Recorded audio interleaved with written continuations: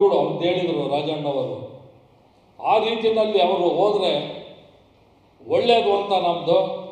ನಾವು ಇನ್ನೂ ಅನೇಕ ಸಾರಿ ಹೇಳ್ತೀವಿ, ನಾವು ಬಟದ ಭಕ್ತರಾಗಿ ದೊಡ್ಡಂಥ ಶಿವಶಂಕರಪ್ಪನವರಿಂಥ ಹಿರಿಯರೆಲ್ಲ ಅವತ್ತು ಇಲ್ಲ ಇದ್ದಾಗ ಹುಡುಗರು ಮಠಕ್ಕೆ ಬರಬೇಡ ಅನ್ನೋ ಮಾತುಗಳನ್ನು ಅಂಥ ದೊಡ್ಡ ವ್ಯಕ್ತಿಗೆ ಎಷ್ಟು 5-6 ಕೋಟಿಯನ್ನು ಎಷ್ಟೋ ದುಡ್ಡು ಸಮಾಜಕ್ಕೆ ಕೊಟ್ಟಿದ್ದಾರೆ.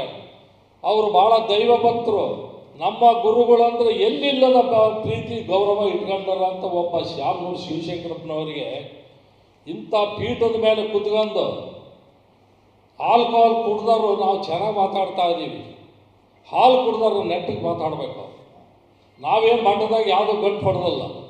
ಎಲ್ಲರೂ ಕೋಟಿ ಕೋಟಿ ಲಕ್ಷಗಟ್ಟಲೆ ನಾವೆಲ್ಲ ಇಡೀ ಸಮಾಜ ದುಡಿತಾ ಇದೆ.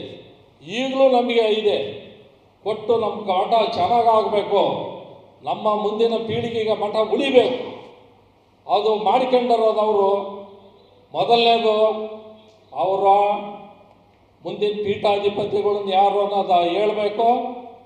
ಆ ಟ್ರಸ್ಟ್ ಡೀಡ್ ಅನ್ನೋದು ಡಿಸಾಲ್ವ್ ಆಗಬೇಕು. ಇವೆಲ್ಲರ ಮ್ಯಾಗ ಕೇಸ್ಗಳು ಹಾಕಿದ್ದಾರೆ, ಅದನ್ನೆಲ್ಲ ತೆಗಿಬೇಕು. ಎಲ್ಲ ಶಾಲಾ ಕಾಲೇಜುಗಳು ಹಾಳಾಗೋಗಿದೆ, ಅದೆಲ್ಲ ಸರಿಯಾಗಬೇಕು.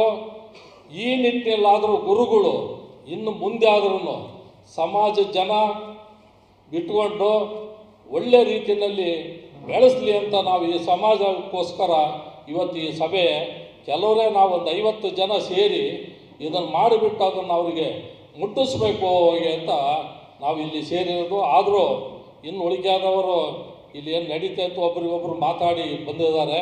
ಇದು ಭಾರಿ ಜನ ಸೇರಿಸಿ ಮಾಡೋ ಅಂಥ ಸಭೆ ಅಂತೂ ಮೊದಲೇ ಅಲ್ಲ. ಇಂಥ ಸಭೆಗಳು ಮಾಡಿ ಮಾಡಿ ಅವ್ರಿಗೆ ಒಂದು ವಿಚಾರ ತಿಳಿಸ್ಬೇಕು. ಈಗ ಏನಾರ ನಾವು ಕಾಗದ ಬರೆದ್ರೆ ಅವ್ರು ಓದ್ತಾರೆ, ಅದನ್ನ ಅರ್ದು ಪುಟ್ಟಿಗೆ ಹಾಕ್ತಾರೆ.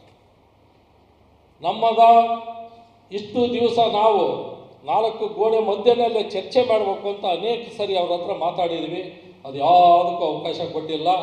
ಅದಕ್ಕೋಸ್ಕರ ನಾನು ಮಾಧ್ಯಮ ಮುಖಾಂತರ ಬಂದಿದ್ದೀವಿ. ಅದನ್ನು ಅವರು ಸರಿ ಮಾಡಿಕೋಬೇಕು. ಇಡೀ ಸಮಾಜಕ್ಕೆ ಅವರು ದ್ರೋಹ ಮಾಡಬಾರ್ದು. ಅದು ದ್ರೋಹ. ಅದು 2,000 ಕೋಟಿಗಟ್ಟಲೆ ತಾನು ಒಬ್ಬರೇ ಬಟ್ಕೊಂಡ್ರು. ಅದನ್ನೆಲ್ಲ ಹಳ್ಳಿ ಜನರಿಗೆ ನಮ್ಮಂಥವ್ರಿಗೆಲ್ಲ ಇಂಥವೆಲ್ಲ ಹೇಳಬಾರ್ದು. ನಾವು ಇವತ್ತು ಅವರಿಗೆ ಅಪಾರವಾದ ಭಕ್ತಿ ಗೌರವ ಇದೆ. ಇನ್ನು ಬೇಕಾದಷ್ಟು ಕೊಡೋಂಥವ್ರು ನಮ್ಮ ಭಕ್ತರಿದ್ದಾರೆ. ಅದನ್ನೆಲ್ಲ ತೆಗೆದುಬಿಟ್ಟು ಮುಂದಿನ ಪೀಠಾಧಿಪತಿಗಳು ನೇಮಿಸ್ಕೊಂಡು ಅವರು ಸಾಯೋವರೆಗೂ ಇರಬೇಕು. ಅದನ್ನು ಟ್ರಸ್ಟ್ ಡಿಸಾಲ್ವ್ ಆಗಬೇಕು. ಶಾಲಾ ಕಾಲೇಜುಗಳು ಎಲ್ಲ ಚೆನ್ನಾಗಿ ನಡಿಬೇಕು.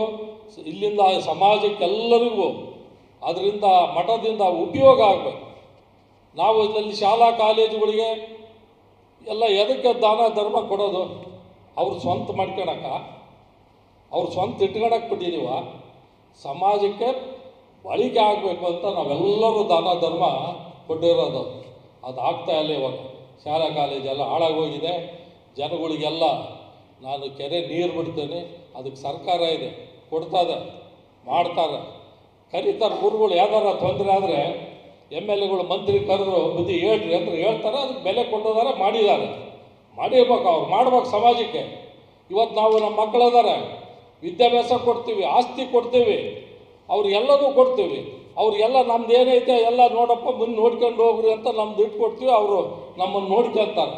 ಅದೇ ರೀತಿ ಮಠದಲ್ಲಿನೂ ಅವ್ರಿಗೆ ಯಾಕೆ ಬೇಕಾ ಆಸ್ತಿ? ಇದು ಸಮಾಜದಲ್ಲಿ ಈ ಥರ ನಡೀತಾ ಇದೆ. ಅದಕ್ಕೋಸ್ಕರ ಮಾಧ್ಯಮದ ಮುಖಾಂತರ ಇಡೀ ಸಮಾಜಕ್ಕೆ ಗೊತ್ತಾಗಬೇಕಂದ್ರೆ ಮಾಧ್ಯಮ ಮುಖಾಂತರನೇ, ಗುರುಗಳಿಗೂ ಗೊತ್ತಾಗಬೇಕಂದ್ರೆ ಮಾಧ್ಯಮ ಮುಖಾಂತರನೇ. ಅದಕ್ಕೋಸ್ಕರ ತಮಗೆಲ್ಲ ಕರೆದಿದ್ವಿ. ಮುಂದುವರೆದ ಭಾಗ BC ಪಾಟೀಲ್ ಮಾತಾಡ್ತಾರೆ.